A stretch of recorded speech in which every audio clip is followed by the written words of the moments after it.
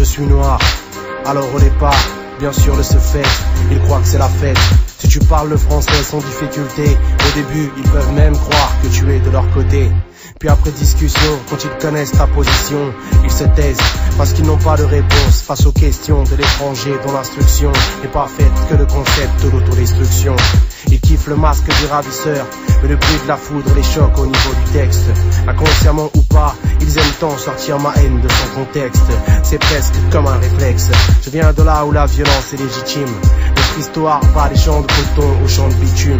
Demande à Enfadge pourquoi leur logo est un couteau. Nous rimons dans leurs coutumes, les clashs et les coups de team. Je suis enragé, c'est ma façon d'être engagé. Des Nike aux pieds, parmi les requins j'ai appris à nager. La police a repéré mon répertoire, j'ai rencontré mon auditoire sur les trottoirs. Je l'ai dit et je le répète, là où on me téma comme un animal dompté ou bien comme une caïra, si c'est pour faire de moi une tapette, putain je préfère qu'on me laisse mes étiquettes. Si c'est pour faire de moi une tapette, alors je préfère qu'on me laisse mes étiquettes. Que ça soit clair et net. Chacun sa perception. Chacun sa perception. Chacun sa perception. Ils m'ont vu comme un noir qui fréquentait trop de blancs, qui manquait de cellules de ghetto dans le sang. Depuis quand faut-il tôle, drogue et coma éthylique pour faire une conscience politique? Souvent je pense que certains peuvent être jaloux seulement parce que tu baises plus de blanches qu'eux. Le drame du mec de cité, c'est qu'il se trompe parfois d'ennemi et sa haine se retourne contre lui. Quand on lui fait croire qu'il s'agit de choisir son camp dans une guerre de religion, un choc des civilisations, où ce n'est que pour la caillasse que certains trompent leur monde, là où se confondent affrontement racial et lutte des classes. Et les trottoirs des cités tremblent, perçoivent l'onde de choc du 11 septembre.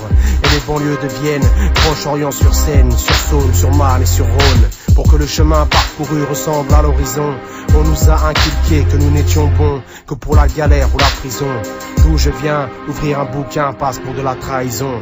Je refuse ces clauses qui font de nous des gros cons.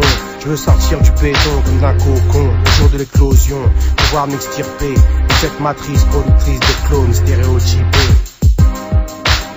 D'où je viens, ouvrir un bouquin passe pour de la trahison. Je refuse ces clauses qui font de nous des gros cons. Je veux sortir du béton comme d'un cocon. Chacun sa perception. Chacun sa perception. Ils m'ont vu comme un noir qui fréquentait trop les arabes. Je ne connais pas la couleur de peau des mesrabes. Nos vies se lisent dans le même tome et le bitume efface nos différences comme un coup de gomme.